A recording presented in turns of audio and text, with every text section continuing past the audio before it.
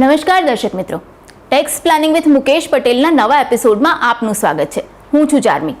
છેલ્લા થોડા એપિસોડથી આપણે સ્થાવર મિલકત, જમીન, મકાન એ બધા વિશે કરવેરાની વાત કરી અને સાથે સાથે સોના અને ચાંદીના ઘરેણા ઝવેરાત પર પણ કરની શું જોગવાઈઓ છે એના વિશે પણ વાત કરી. પણ આ સિવાય પણ કેટલીક વસ્તુઓ છે જે અંગત યુઝ માટે લેવાતી હોય છે અથવા તો ધંધાકીય યુઝ માટે પણ લેવાતી હોય છે, જેમ કે મોટર કાર છે, ફર્નિચર છે, ઘર વખરી છે. તો આ બધા પર ટેક્સની શું જોગવાઈઓ છે અને એની પર કઈ કઈ રીતે આયોજન કરી શકાય એ તમામ વિશે આજે વાત કરવાની છે. પણ એ પહેલાં જોઈ લઈએ આ વખતની ટેક્સ ન્યૂઝ અપડેટ.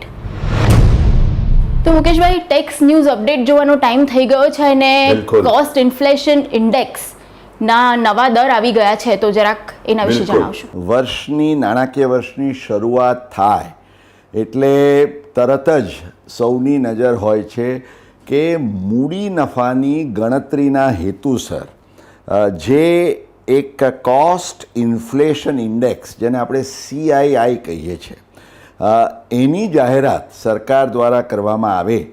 કારણ કે નાણાકીય વર્ષ દરમિયાન તમે કોઈ પણ આજે સ્થાવર જંગમ મિલકતો વેચો, અલબત્ત શેર વગેરેમાં ઇન્ડેક્સેશનનો બેનિફિટ હોતો નથી, પણ તમે કહ્યું એમ સ્થાવર કે અન્ય જંગમ મિલકત હોય, ઘરેણા ઝવેરાત હોય, તો એ તમામના કેસમાં જે તમારી મૂળ કિંમત હોય છે એને વધારવાની હોય છે. તમને લાભ મળે છે જેને આપણે ઇન્ડેક્સ્ડ કોસ્ટ ઓફ એક્વિઝિશનના સંદર્ભમાં. તો આજે 2001ને એક બેઝ તરીકે ગણીને જ્યારે એની ઇન્ડેક્સ 100 રાખવામાં આવેલી, દર વર્ષે જેમ જેમ ફુગાવાનો દર વધતો જાય એ પ્રમાણે આ કોસ્ટ ઇન્ફ્લેશન ઇન્ડેક્સ વધતી જાય છે. ચાર્મી, તમને ખ્યાલ હોય તો દર્શક મિત્રોને પણ યાદ હશે કે નાણાકીય વર્ષ 2020-21 માટે આ 301 હતી. 15મી જૂનના રોજ CBDT દ્વારા નાણાકીય વર્ષ 21-22ની જે કોસ્ટ ઇન્ફ્લેશન ઇન્ડેક્સની જાહેરાત કરવામાં આવી છે તે છે 317. એટલે આ 301 ઉપર જો જોઈએ તો 5.32% આ વધારો થયો છે. હવે આને તમે જસ્ટ દર્શકોને રિવિઝન કરાવવા માટે કે જો 2001 પૂર્વેની કોઈ તમારી મિલકત હોય તો આપ સૌ જાણો છો એમ 2001નું જે બજાર મૂલ્ય લઈ અને તમે સીધું ગણિત માંડી શકો કે 317 છે એટલે 3.17, 317 ભાગ્યા 100. અને 2001 પછી જો તમે મિલકત લીધી હોય તો એ વર્ષની જે કોસ્ટ ઇન્ફ્લેશન ઇન્ડેક્સ હોય એને તમારે ડિનોમિનેટરમાં રાખી ન્યુમરેટરમાં 317 લઈ અને જે ફ્રેક્શન આવે એના વડે એને તમે મલ્ટીપ્લાય કરો એટલે you get the indexed cost of acquisition. Okay. અને આ સિવાય સ્ક્રુટિનીને લઈને પણ કંઈક જાહેરાત થઈ છે. 10મી જૂનના રોજ CBDTનો એક પરિપત્ર આવ્યો. આમ તો આ પરિપત્રનો આધાર એ 2021ના નાણાકીય ધારામાં એક સેક્શન 143 સબસેક્શન 2 એટલે કલમ 143(2). દર્શક મિત્રોને ખબર હશે કે જ્યારે તમે રિટર્ન ભરો છો એ રિટર્નનું પ્રોસેસિંગ તો CPC દ્વારા થાય એટલે તમારું રિફંડ આવી જાય કે એમાં કંઈક ભૂલચૂક ગણતરી હોય તો એ તમને ટેક્સનું નાનું ચલણ આવે. પણ તમારો કેસ જો 98% કેસીસ તો આપણે જાણીએ છીએ કે લગભગ બધા ઓટોમેટિક પેલામાં પ્રોસેસિંગમાં જતા રહે છે, પણ જે 2% કેસો સ્ક્રુટિનીમાં, જે CBDT દ્વારા સ્ક્રુટિનીની ગાઈડલાઇન્સ હોય અને કમ્પ્યુટર એસિસ્ટેડ સ્ક્રુટિની સિસ્ટમમાં રેન્ડમ સેમ્પલિંગ, જેને હવે તો આર્ટિફિશિયલ ઇન્ટેલિજન્સ એટલે કે કોમ્પ્યુટર ને રોબોટ એ પોતે તમારા રિટર્નના એનાલિસિસ પરથી એ પિકઅપ કરે છે કે આમાં કંઈ છે કે કેમ. હવે મુદ્દો એ આવે કે આપણે દૃષ્ટાંત લઈએ કે 2019-20ના નાણાકીય વર્ષનું, દર્શક મિત્રો, તમે આકારણી વર્ષ 20-21નું રિટર્ન એ સામાન્ય રીતે જુલાઈ કે ઓક્ટોબરમાં ભરો. ગયા વર્ષે કોવિડને કારણે થોડોક સમય લંબાવવામાં આવ્યો હતો, પણ 31મી માર્ચ સુધી તમે ભર્યું હોય એને લક્ષ્યમાં રાખતા જે અત્યાર સુધીની પ્રવર્તમાન જોગવાઈઓ હતી એ પ્રમાણે નાણાકીય વર્ષના અંતથી 6 મહિનાની અંદર એ 143(2)ની નોટિસ નીકળી શકતી હતી, એટલે 30મી સપ્ટેમ્બર સુધી. 4મી આ વખતે જે સુધારો થયો છે એના આધારે 3 મહિના વહેલા, ઓકે, એટલે કે આકારણી વર્ષના અંતથી 3 મહિનાની અંદર, અર્થાત બીજા શબ્દોમાં કહીએ તો 30મી જૂન, એટલે ગયા નાણાકીય વર્ષમાં તમે જે રિટર્ન ભર્યું, નાણાકીય વર્ષ 19-20નું, અર્થાત આકારણી વર્ષ 20-21, એના રિટર્નમાં તમારે સ્ક્રુટિનીનો સામનો કરવાનો આવશે કે કેમ. આવકવેરા ખાતું તમારા કેસમાં ફેસલેસ એસેસમેન્ટ માટે જશે કે કેમ, એ જેમ આપણે પેલા પરિણામની રાહ જોતા આવીએ ને, એમાં 30મી જૂન એ આપણી પરિણામની આખરી તારીખ છે. એટલે 30મી જૂન પહેલાં જો કોઈ નોટિસ ન આવી તો તમે નિરાંતનો દમ લો કે આ વર્ષે હું સ્ક્રુટિનીમાંથી એક્ઝામ. ઓકે, એટલે સપ્ટેમ્બરની રાહ જોવાની જરૂર નથી, હવે જૂનમાં જ તમને આ રાહત મળી જશે. અને હવે મુકેશભાઈ વાત કરીએ આજનો જે આપણો ટોપિક છે એના પર, કે અંગત ઉપયોગ અને ધંધાકીય ઉપયોગ માટેની જે મિલકતો છે. તો ગયા વખતે આપણે સોના ચાંદીના વાસણોની વાત કરી હતી ને, 2 એપિસોડને ખૂબ જ બહોળો પ્રતિસાદ મળ્યો છે સોના ચાંદી વિશે જે આપણે વાત કરી, ઝવેરાત અને ઘરેણાને લઈને. મેં કહ્યું એવું જ બન્યું. હા ચાર્મીબેન, ઘરે ઘરે બહેનો અને દીકરીઓ હવે આ 500 ગ્રામ ને 250 ગ્રામ એમના જીભે ચડી ગયું છે, એટલે માંગતા થઈ ગયા. હું માનું છું કે તમે પણ આનો લાભ લીધો હશે. ચોક્કસ. તો મુકેશભાઈ, હવે આગળ જે વાત કરવાની છે અંગત ઉપયોગ અને ધંધાકીય ઉપયોગ માટે, તો ચાંદીના વાસણોની આપણે વાત કરી કે એના પર ટેક્સને નથી ગણવામાં આવતો એ રીતે, તો બીજી બધી જે આઇટમ્સ છે જેમ કે મોટર કાર છે કે ઘર વખરી છે, તો એ બધા પર ટેક્સનું શું લોજિક છે? ધંધાકીય મિલકત જો હોય તો એ ટેક્સેબલ થાય જ, કારણ કે એના માટેના નિયમો અને એની ગણતરીની જોગવાઈઓ જુદી છે.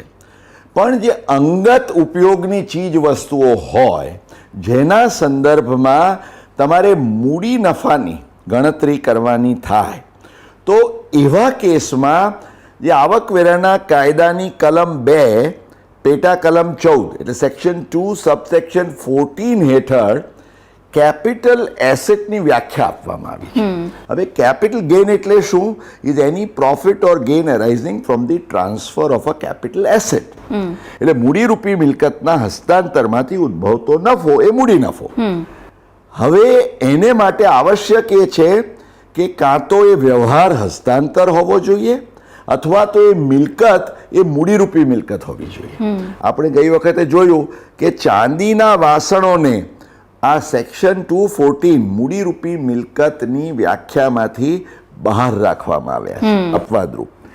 એવી જ રીતે આજે જે તમારી અંગત ઉપયોગની ચીજ વસ્તુઓ છે, એટલે કે તમે દાખલો જ આપ્યો એ પ્રમાણે તમારા ઘરનું ફર્નિચર, ઇલેક્ટ્રોનિક્સ બધું સમાવેશ થઈ જાય એનો, તમારી મોટર કાર, એટલે અંગત ઉપયોગની ચીજ વસ્તુઓમાં એ લોકોએ કહ્યું કે સોના ચાંદી કે અન્ય કોઈ ધાતુ કે પથ્થરના જે અમૂલ્ય એવા દાગીના કે ઝવેરાત હોય એને છોડીને બાકી તમામ વસ્તુઓ જે અંગત ઉપયોગની હોય તો એને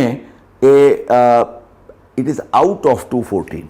ઇનફેક્ટ વર્ષો પૂર્વે તો તમે હુસેનનું પેઇન્ટિંગ રાખ્યું હોય કે કદાચ માઇકલ એન્જલોનું તમે લઈ આવ્યા હોય સ્કલ્પચર તમારે ત્યાં, તો એને પણ કરમુક્તિ હતી, કારણ કે it was for personal use.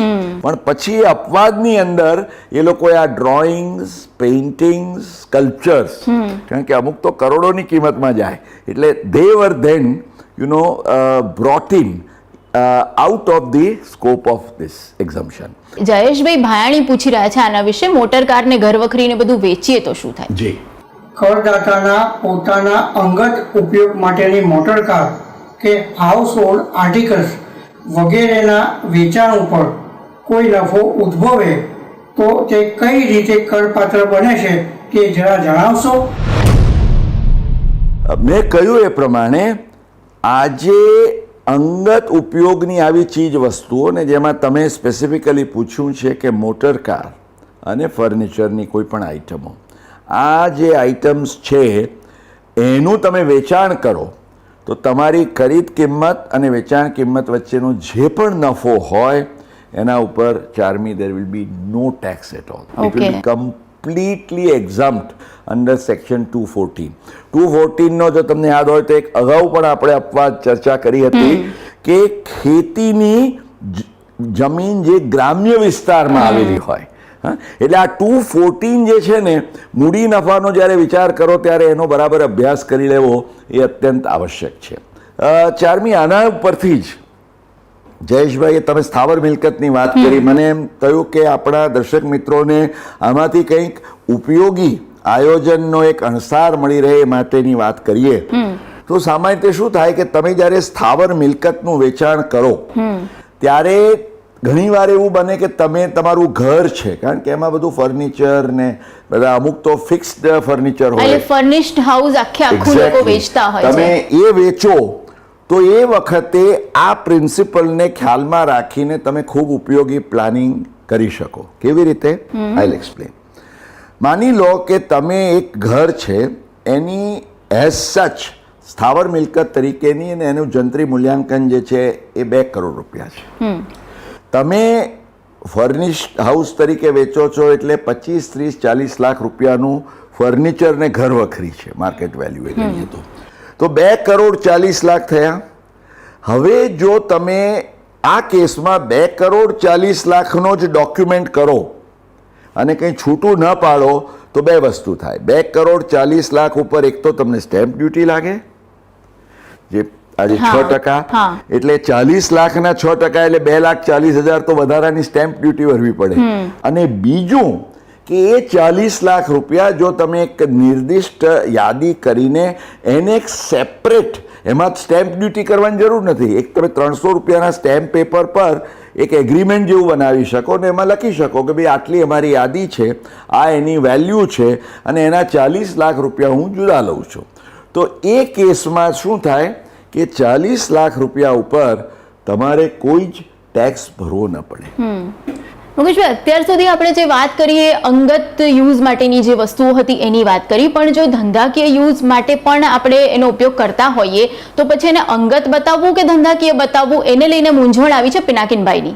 અંગત માલિકીની કોઈ મિલકત ધંધાકીય હેતુસર ઉપયોગમાં લેવામાં આવે તો તેના ઉપર કરદાતાને ડેપ્રિસિએશનની ધંધાકીય કપાતનો લાભ મળી શકે, પરંતુ કેટલાક સંજોગોમાં તેને ધંધાકીય મિલકતના સ્થાને અંગત મિલકત તરીકે રાખવામાં આવે તો શું તે આવકવેરા આયોજનના હેતુસર વધુ લાભદાયી બની શકે?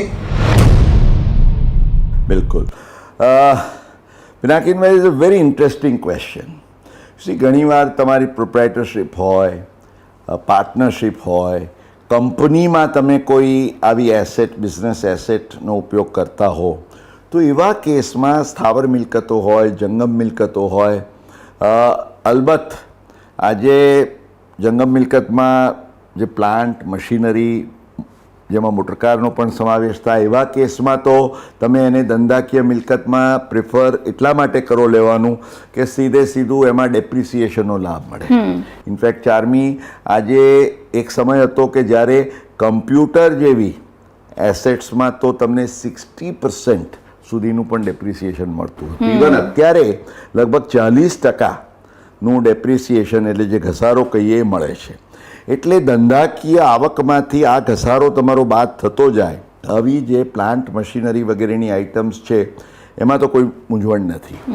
પણ ક્યારેક ડિપેન્ડિંગ ઓન ધ ફેક્ટ્સ, પિનાકિનભાઈને આપણે એ કહેવું છે કે તમારે ખાસ કરીને જ્યારે સ્થાવર મિલકત હોય અને એને તમારે ધંધાકીય ઉપયોગ માટે લેવાનો વિચાર કરતા હો તો you have two think over કે વોટ ઇઝ બેટર. હું એને અંગત ઉપયોગની ગણું કે મારી ધંધાકીય મિલકત ગણું? કારણ કે ધંધાકીય મિલકત તમે ધંધાના હેતુસર, માની લો કે કંપની છે અને એ એક ડાયરેક્ટર છે જેની પાસે એની પોતાની માલિકીની જગ્યા છે, તો એ કંપનીમાં લઈને એમાં ડેપ્રિસિએશન લે એના કરતાં એ પોતે રાખીને એના પર ભાડું મેળવે તો એ ભાડાની આવકમાંથી પાછું એને સ્ટેન્ડર્ડ ડિડક્શન વગેરેનો પણ લાભ મળે. એટલે આ એક practical aspect you have to consider કે વોટ ઇઝ બેટર ફોર મી.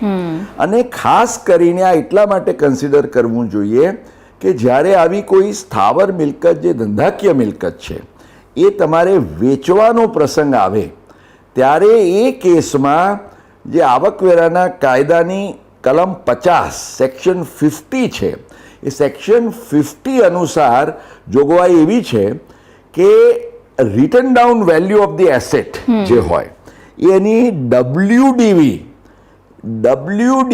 થી જે કંઈ મૂલ્ય તમને વધારે મળે એ આખી રકમ is deemed to be short term capital gains અને એ સીધું ટેક્સ થાય okay at the rate of normally તમે 30% બ્રેકેટમાં આવતા હો તો એ 30% જાય. જ્યારે એ તમે વ્યક્તિગત સંદર્ભમાં રાખી હોય તો તમે ડેપ્રિસિએશનનો લાભ લીધો નથી. એટલે એવા કેસમાં ઇવન ઘણીવાર તો ઘણા લોકો શું કરે કે કોઈ એસેટ ધંધાકીય હેતુસર પણ લે પણ એના ઉપર એવું પ્રિફર કરે કે મારે નથી જોઈતું ડેપ્રિસિએશન. અલબત્ત એ ટ્રિકી સિચ્યુએશન છે, એટલે you have to consider vote to do. પણ ડેપ્રિસિએશન તમે અંગત માલિકીની મિલકત જ્યારે હોય ને ન લીધું હોય તો તમે એને long term capital gain, indexation અને બીજા બધા જ લાભો તમે લઈ શકો. એટલે Okay. That is what has to be kept in mind. આ સ્થાવર મિલકતની વાત થઈ, આવું જ જ્યારે મોટર કાર અથવા તો બીજી બધી વસ્તુઓ માટે કરવાનું હોય તો શું ધ્યાનમાં રાખવું એને લઈને સવાલ આવે છે ચેતન ભાવસારનો. કંપની કે ભાગીદારી પેઢીના કેસમાં ધંધાકીય હેતુસર ખરીદાતી મોટરકારનું રજીસ્ટ્રેશન કંપની કે પેઢીના નામને બદલે તેના કોઈ ડિરેક્ટર કે પાર્ટનરના નામે કરાય છે, જેથી આરટીઓ ટેક્સની આકારણીમાં ઉપયોગી બચત થઈ શકે. આવા કેસમાં કંપની કે પેઢીને મોટરકારની કિંમત ઉપર ડેપ્રિસિએશનનો લાભ લેવા હેતુસર કોઈ સમસ્યા ઊભી થઈ શકે. ચેતનભાઈ, તમે કહ્યું કે મોટર કાર તમારે ખરીદવી છે ભાગીદારી પેઢી કે લિમિટેડ કંપની માટે. હવે ચારમી આમાં શું થાય છે કે જે આરટીઓનો તમારે લાઈફ ટાઈમ ટેક્સ ભરવાનો હોય છે જ્યારે વાહન ખરીદો ત્યારે. હવે કંપની કે પેઢીના કેસમાં એના નામથી જો તમે ખરીદો તો એવા કેસમાં આરટીઓનો ટેક્સ ઇઝ સબસ્ટેન્શિયલી હાયર.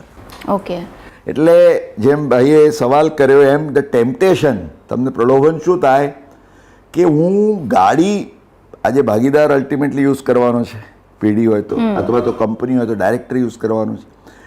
ભાગીદાર કે ડાયરેક્ટર એમ વિચારે કે જો આ મારા નામે હોય તો મને આરટીઓનો ટેક્સ ઓછો લાગે.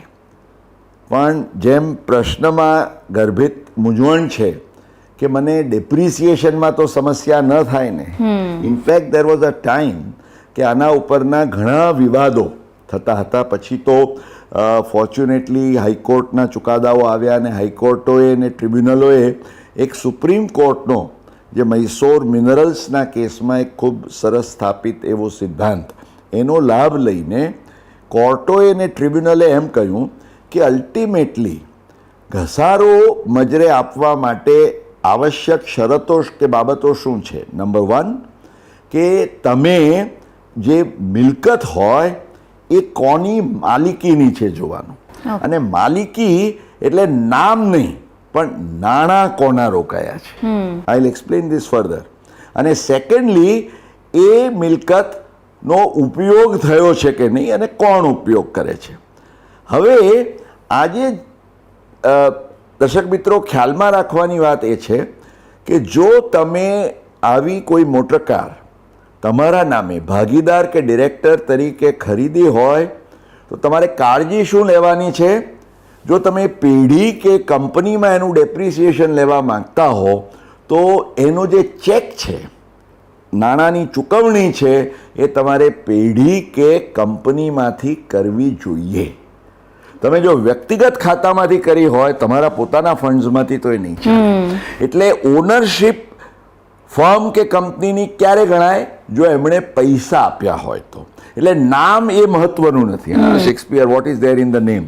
પણ કારણ કે ઇવન મૈસૂર મિનરલ્સમાં તો એવું થયું કે પ્રોપર્ટી ખરીદાઈ પણ પેલું નામ ચડ્યું નહોતું, દસ્તાવેજ થઈ ગયો, પૈસા ચૂકવાઈ ગયા, તો મૈસૂર મિનરલ્સે કહ્યું ભાઈ માત્ર નામ નથી ચડ્યું એ કારણસર તમે ઘસારો યુ કેનોટ ડિનાય. એ પ્રિન્સિપલને લક્ષ્યમાં રાખીને જે ઠરાવવામાં આવ્યું છે તે એ છે. એટલે કીપિંગ ઇન માઇન્ડ કે જો પેઢી કે કંપનીમાં આપને આ એસેટનો ડેપ્રિસિએશનનો લાભ લેવો હોય તો નાણાં પેઢી કે કંપનીમાંથી ચૂકવાય.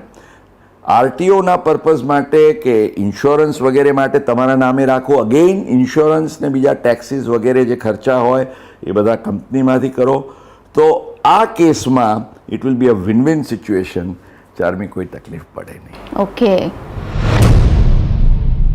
તો દર્શક મિત્રો, મિલકતોને લઈને કરવેરાનું આયોજન કઈ રીતે કરવું એના વિશે તો આપણે અત્યાર સુધી વાત કરી, પણ આવનારા એપિસોડમાં હિન્દુ અવિભક્ત કુટુંબ એટલે કે HUF એને લઈને ટેક્સ પ્લાનિંગ કઈ રીતે કરવું અને ટેક્સ પ્લાનિંગમાં HUF તમને કઈ રીતે સૌથી વધુ ઉપયોગી થશે એના વિશેની વાત આવતા એપિસોડમાં કરવાની છે. તો HUFને લઈને અથવા તો ટેક્સ પ્લાનિંગને લઈને તમારા કોઈ પણ સવાલ હોય કે કોઈ પણ મૂંઝવણ તમને સતાવતી હોય તો આ સવાલ તમે ઈમેલ દ્વારા અથવા તો WhatsApp પર વિડીયો રેકોર્ડ કરીને અમને મોકલી શકો છો. તો જોતા રહેજો tax planning with Mukesh Patel.